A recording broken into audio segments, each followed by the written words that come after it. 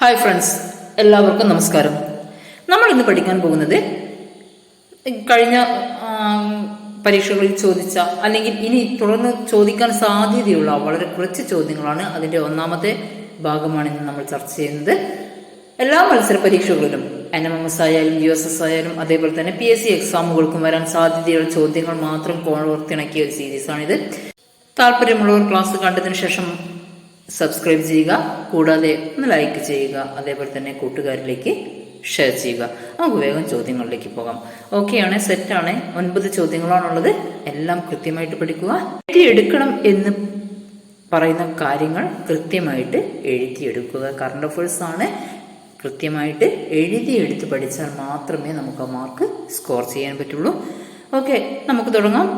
ആദ്യത്തെ ചോദ്യം: എല്ലാ കോടതികളും പൂർണ്ണമായി പേപ്പർലെസ് അഥവാ പേപ്പർ രഹിത ആയി പ്രവർത്തിക്കുന്ന ഇന്ത്യയിലെ ആദ്യ ജുഡീഷ്യൽ ജില്ല ഏതാണ് എന്ന് ചോദിച്ചാൽ കൽപ്പറ്റയാണ്. അത് വയനാട് ജില്ലയിലാണ് സ്ഥിതി ചെയ്യുന്നത്.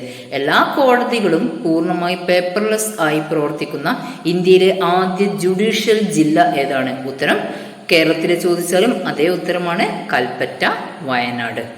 നെക്സ്റ്റ് ക്വസ്റ്റ്യൻ: സംസ്ഥാന സ്കൂൾ കലോത്സവത്തിൽ വീഡിയോ കോൺഫറൻസ് വഴി പങ്കെടുക്കുന്ന ആദ്യ മത്സരാർത്ഥി ആരാണ്? സിയ ഫാത്തിമ. സംസ്ഥാന സ്കൂൾ കലോത്സവത്തിൽ വീഡിയോ കോൺഫറൻസ് വഴി പങ്കെടുത്ത ആദ്യ മത്സരാർത്ഥി ആരാണ്? ഉത്തരം സിയ ഫാത്തിമ. നെക്സ്റ്റ് ക്വസ്റ്റ്യൻ: 2026 നടക്കാനിരിക്കുന്ന 48, 49 ആസിയാൻ ഉച്ചകോടികൾക്ക് വേദിയാകുന്ന രാജ്യം ഫിലിപ്പീൻസ്. 2025 46, 47 ആസിയാൻ ഉച്ചകോടികൾക്ക് വേദിയായത് മലേഷ്യയാണ്. മാറിപ്പോക്കല്ലേ. 2026 48, 49 ആസിയാൻ ഉച്ചകോടികൾക്ക് വേദിയാകുന്നത് ഫിലിപ്പീൻസ് ആണ്. 2005 നോട്ട് ചെയ്യുക. മലേഷ്യയിൽ വെച്ചാണ് 46, 47 ആസിയാൻ ഉച്ചകോടികൾ നടന്നത്. നെക്സ്റ്റ് ക്വസ്റ്റ്യൻ: 2026 നാറ്റോ ഉച്ചകോടി വേദി അങ്കാറ. തുർക്കിയിലെ അങ്കാറയിൽ വെച്ചാണ് 2026 നാറ്റോ ഉച്ചകോടി നടക്കുന്നത്.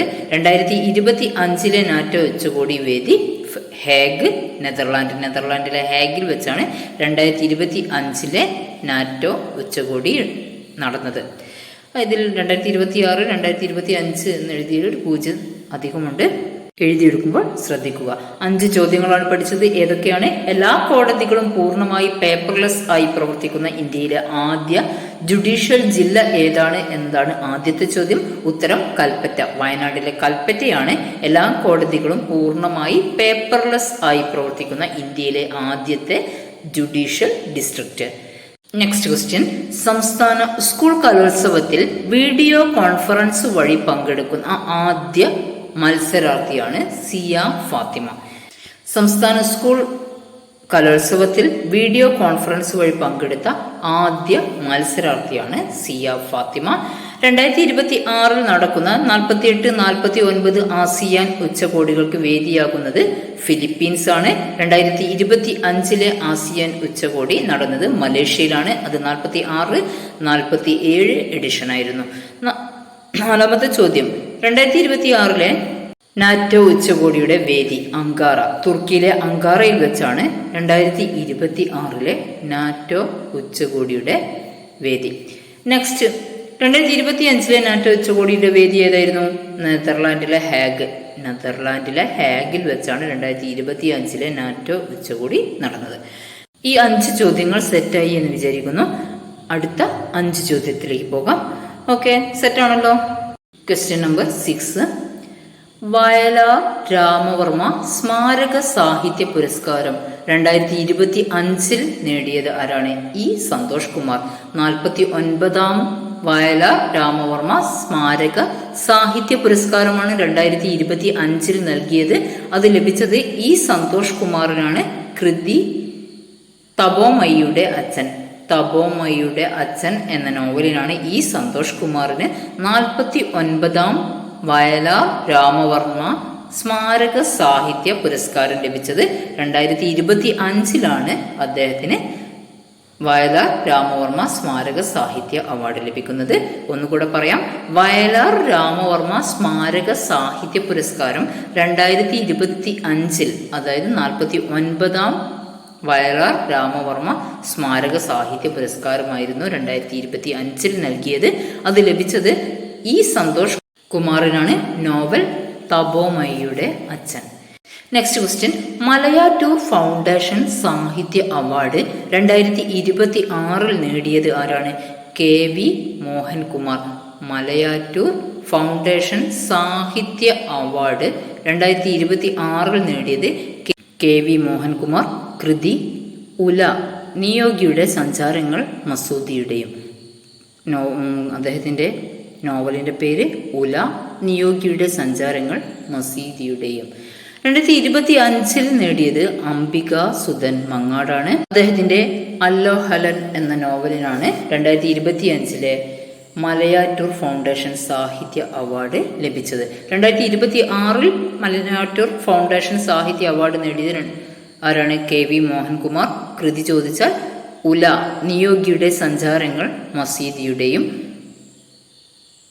അതേപോലെ തന്നെ 2025 മലയാറ്റൂർ ഫൗണ്ടേഷൻ സാഹിത്യ അവാർഡ് നേടിയത് അംബിക സുധൻ മങ്ങാടാണ്. അല്ലോഹലൻ എന്ന നോവലിനാണ് അദ്ദേഹത്തിന് മലയാറ്റൂർ ഫൗണ്ടേഷൻ സാഹിത്യ അവാർഡ് 2025 ലഭിക്കുന്നത്. Next question. 2026 സാഹിത്യ മേഖലയിലെ സമഗ്ര സംഭാവനയ്ക്കുള്ള പ്രഥമ Malayattoor foundation lifetime achievement പുരസ്കാരം നേടിയത് അരുന്ധതി റോയ്. ചോദ്യം ആവർത്തിക്കാം. 2026 സാഹിത്യ മേഖലയിലെ സമഗ്ര സംഭാവനയ്ക്കുള്ള പ്രഥമ Malayattoor foundation lifetime achievement പുരസ്കാരം നേടിയത് അരുന്ധതി റോയ് ആണ്. Next and last question. P Kesavadev സാഹിത്യ പുരസ്കാരം നേടിയത് 2025 പി കേശവദേവ് സാഹിത്യ പുരസ്കാരം നേടിയത് ആരാണ്? ഡോക്ടർ ശശി തരൂർ. ഡോക്ടർ ശശി തരൂറാണ് പി കേശവദേവ് സാഹിത്യ പുരസ്കാരം 2025 നേടിയത്. 2026 സാഹിത്യ മേഖലയിലെ സമഗ്ര സംഭാവനയ്ക്കുള്ള പ്രഥമ Malayattoor foundation lifetime achievement പുരസ്കാരം നേടിയത് അരുന്ധതി റോയ് ആണ്. വയലാർ രാമവർമ്മ സ്മാരക സാഹിത്യ പുരസ്കാരം 2025 നേടിയത് ഇ സന്തോഷ് കുമാറാണ്. അദ്ദേഹത്തിന്റെ കൃതി തപോമയിയുടെ അച്ഛൻ. മലയാറ്റൂർ ഫൗണ്ടേഷൻ സാഹിത്യ അവാർഡ് 2026 നേടിയത് KV മോഹൻകുമാർ. കൃതി ഉല, നിയോഗിയുടെ സഞ്ചാരങ്ങൾ മസൂദിയുടെയും. ഇതാണ് അദ്ദേഹത്തിന്റെ മലയാറ്റൂർ ഫൗണ്ടേഷൻ സാഹിത്യ അവാർഡ് 2026 നേടിയ കൃതി. ഓക്കെ, ആകെ 9 ചോദ്യങ്ങളാണ് നമ്മളിവിടെ പഠിച്ചത്. എല്ലാ ചോദ്യങ്ങളും സെറ്റായി എന്ന് വിചാരിക്കുന്നു. നോട്ട്സുകൾ വാട്സപ്പ് ഗ്രൂപ്പിൽ ലഭിക്കുന്നതാണ്. താല്പര്യമുള്ളവർക്ക് ഗ്രൂപ്പിൽ ജോയിൻ ആവാം. കൂടുതൽ കാര്യങ്ങൾ അവിടെ നിങ്ങൾക്ക് സൗജന്യമായി ലഭിക്കുന്നതാണ്. ഓക്കെ, ഒരു കാര്യം കൂടെ, ക്ലാസ്സിനെ കുറിച്ചുള്ള അഭിപ്രായങ്ങളും നിർദ്ദേശങ്ങളും കമൻറ്റ് ബോക്സിൽ രേഖപ്പെടുത്തുക. Okay, bye, see you soon.